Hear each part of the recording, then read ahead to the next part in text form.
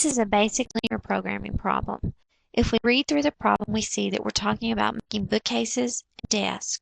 The very first thing we should do in any word problem is try to define our variables. When we read the last sentence, we see that we are asked how many of each product should be made. Well, the products we're talking about are bookcases and desks.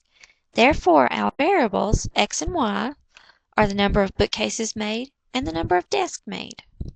When we do linear programming problems, we also should know that we will have some kind of profit equation. There will be a sentence that will say something like the profit on each, or the profit of each, or to maximize the profit, or the amount earned, or something similar to that. This one has a sentence that reads, the profit on each bookcase is $40 and on each desk is $75. That sentence represents our profit equation. Therefore, P for profit must equal 40x plus 75y. In linear programming problems, we must also look for constraints. There are two constraints that are almost understood in every problem. X should be greater than or equal to 0, and Y should be greater than or equal to 0. In this problem, that's true because the least amount of bookcases that you could make would be 0, and the least amount of desks that you could make would be 0. Now we have to start trying to figure out the rest of our constraints. Each equation should have an x and a y in it. So each equation should be talking something about the desk and the bookcase. So when we read the second sentence and it says that each bookcase requires 5 hours of woodworking and 4 hours of finishing, sometimes students want to write an equation involving woodworking and finishing in the same equation. Woodworking and finishing are not our variables. Bookcases and desks are our variables. So when we say that each bookcase requires 5 hours of woodworking, we then need to find out how many hours of woodworking the desk requires. Now, as you can see, I've circled the numbers in both black and in blue. The numbers in black represent woodworking. They also represent the woodworking for the bookcase and the woodworking for the desk. The numbers in blue represent finishing for both the bookcase and for the desk. Now, if we're paying close attention, we have our equations. We only have 600 hours available for woodworking and 240 hours available for finishing. So if we go back and we look at this equation represents all of our woodworking with the bookcases and the desk. This equation represents all of our finishing with the bookcases and the desk. Sometimes it helps to take a pencil and underline everything involving each variable separately. Now we have our constraints, 1, 2, 3, 4, and we have our profit equation. We're ready to start making some graphs. Now, I've taken both of those equations and gotten y by themselves so that I could put them in my calculator. I've also changed my window. I noticed that these two numbers are much bigger than the standard window, and if I plot them, that would actually end up being my y-intercept. So my y needs to be bigger than those numbers. So I've come over and I've changed my window. First, I changed my y to 100 because that's bigger than 60 and 80. And when I graphed it, I still couldn't see where the two lines crossed each other. So I changed my x value to 50, and that made my graph a little bit better when I looked at it.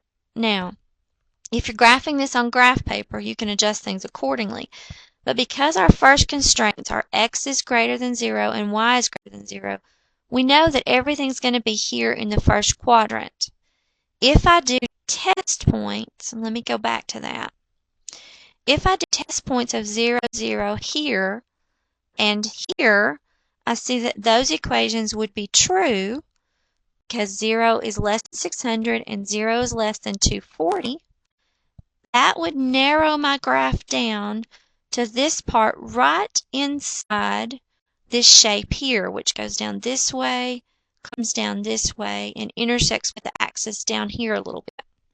Now, if we keep looking at this and we start talking about our shading, we do have some vertices. We have vertice, which is right here, which is the easiest one, which is 0, 0. One where these two lines cross, and the one that's down here where this line crosses the x-axis. So we do have some things that we can work with for this picture. If we go through and we do some calculations on our calculator, we can also determine where the two lines cross. So if we hit second trace number 5, we see first curve, we see second curve, we see guess, so we move our cursor just a little bit where we think it crosses. We hit enter, and it says it intersects at 24 and 48. So now we have vertices of 0, 0, and 24 and 48. Now for the last vertice, we need to do a little bit of thinking. We're looking at this line. This line crossed up here at the number 80. So that would be this line that we're looking at. It crosses here at 80 and goes down and crosses the x-axis somewhere down here. So that means that if it crosses the x-axis, the y value is 0. So if I put a 0 here in place of y, I get 4x is 240, which means that x is 60. So now we have our third vertice, which would be the point 60, 0. We also have this line right here. It's crossing the x-axis, so at this point, x is 0 and y is something else. That's the line that crossed up here at 60. So if we go back and we look at the information we have, that's this line. So if we put 0 in for x, 10y equals 600, which means that y equals 60. So we have a point now of 0, 60. That's our fourth and final vertex. Now what we want to do is plug all of these numbers one at a time into our profit equation. We want to put 0 in for x and 0 for y right here, and 24 and 48 into the same equation, 60 and 0 into that same equation, and 0 and 60 into that same equation, and see what p is equal to in each case. If you do the math, these are the figures that you come up with. As you can see, 4,560 is the largest number, which has an ordered pair of 24, 48.